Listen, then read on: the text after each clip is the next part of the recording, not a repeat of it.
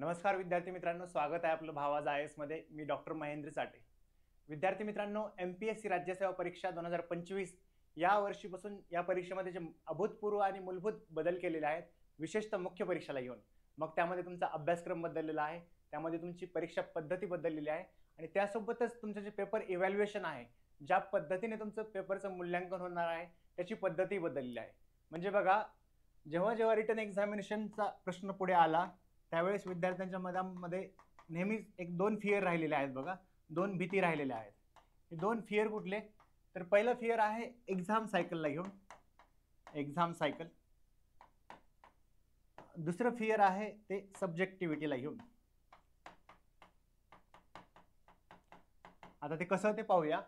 Exam cycle म्हणजे आपण असं कुठेतरी ऐकलेलं आहे, जेव्हा जेव्हा रिटन एक्झामिनेशन झाली त्यावेळेस पेपर चेक करण्यासाठी, पेपर इव्हॅल्युएट करण्यासाठी एक दोन वर्ष, तीन वर्ष लागले। त्यामुळे जे एक्झामिनेशन सायकल आहे, तुमच्या परीक्षेचं जे चक्र आहे, पूर्व परीक्षा, मुख्य परीक्षा, त्यानंतर मुलाखत म्हणजे पर्सनॅलिटी टेस्ट किंवा त्याला व्यक्तिमत्व चाचणी असंही म्हणतात, हे जे सायकल आहे ते तेवढंच लांबणीवर जायचं।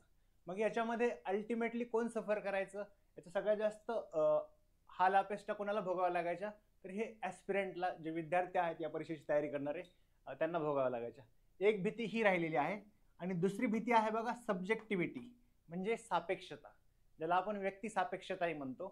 बघा, व्यक्ती म्हटलं म्हणजे तुमचे इव्हॅल्युएटर जे आहेत, तुमचे पेपर चेक करणारे, मूल्यांकन करणारे, तेही शेवटी व्यक्ती आहेत, माणूस आहेत। आता व्यक्ती माणूस म्हटलं की प्रत्येकाच्या आयडियाज असतात, आयडिओलॉजीज असतात, एक्सपिरियन्सेस असतात, म्हणजे वेगवेगळे विचारधारा असू शकतात। आता नेहमीच तुम्ही लिहिलेलं उत्तर त्यांना पटेल नाही पटेल, हाही आपल्या मनामध्ये नेहमीच डाऊट असतो।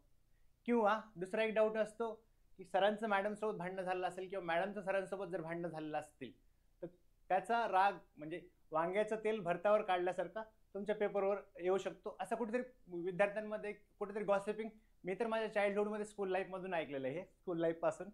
तर हे एक असायचं। तर मग हे जे दोन कन्सर्न आहेत, ह्या दोन अडचणी आहेत विद्यार्थ्यांसाठी, ह्या आयोगाने कशा पद्धतीने ॲड्रेस करण्याचा प्रयत्न केला आहे बघा।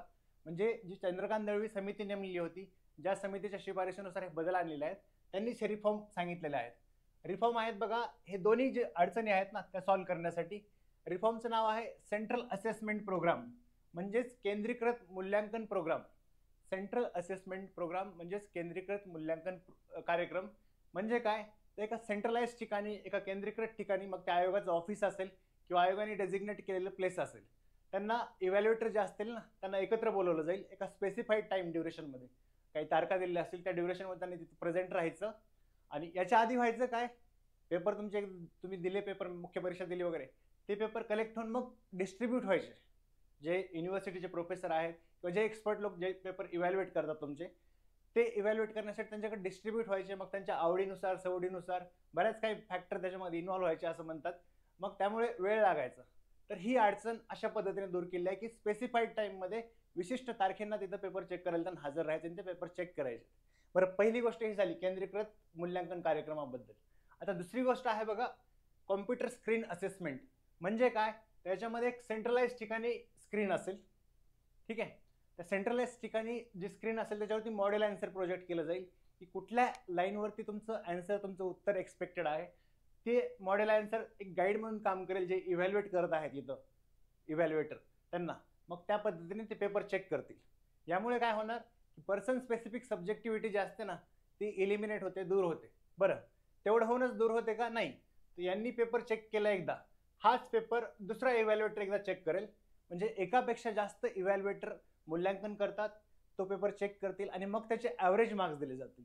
म्हणजे काय? तर व्यक्ती सापेक्ष बदल जो आहे तोही व्यवस्थितपणे काउंटर केलेला आहे। म्हणजे ह्या दोन विद्यार्थ्यांच्या ज्या अडचणी होत्या किंवा दोन गोष्टीची भीती होती, ह्या दोन गोष्टी व्यवस्थितपणे काउंटर करण्यासाठी रिफॉर्म सुधारणा सांगितलेल्या आहेत या समितीने आणि ते ॲक्सेप्ट पण केलेले आहेत। फक्त याचं जे इम्प्लिमेंटेशन आहे ते लेटर आणि स्पिरिटमध्ये व्हावं, कारण याचा अल्टिमेट बेनिफिशियरी जो असेल तो विद्यार्थी असेल, MPSCचा तयारी करणारा प्रत्येक ॲस्पिरंट असेल। धन्यवाद।